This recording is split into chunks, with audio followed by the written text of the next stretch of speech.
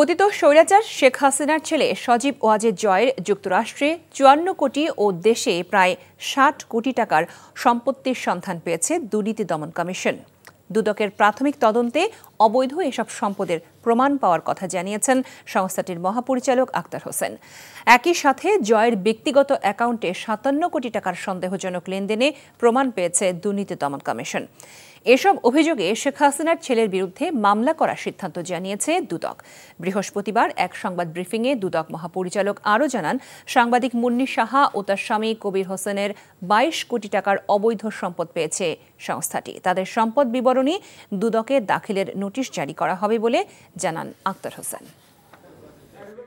জনাব সজীব আহমেদ ওয়াজেদ, সাবেক প্রধানমন্ত্রীর তথ্য ও যোগাযোগ প্রযুক্তি বিষয়ক উপদেষ্টা, ক্ষমতার অপব্যবহার পূর্বক অসৎ উদ্দেশ্যে অসাধু উপায়ে জ্ঞাত আয়ের উৎসের সাথে প্রায় ৬০ কোটি টাকারও বেশি মূল্যের সম্পদ অর্জন এবং ৫৭ কোটি ৫০ লক্ষ টাকারও বেশি অস্বাভাবিক এবং সন্দেহজনক লেনদেন করার অপরাধ অনুসন্ধানকালে প্রমাণিত হয়েছে। দুর্নীতি প্রতিরোধ আইন ১৯৪৭ সংশ্লিষ্ট ধারায় একটি মামলা রুজুর সিদ্ধান্ত গৃহীত হয়েছে। বান্ডেল থাকলে প্রতি সেনমানিতে টাকা বাঁচবে। বিকাশ সেনমানি বান্ডেল কিনে জিতুন প্রতি লেনদেনে।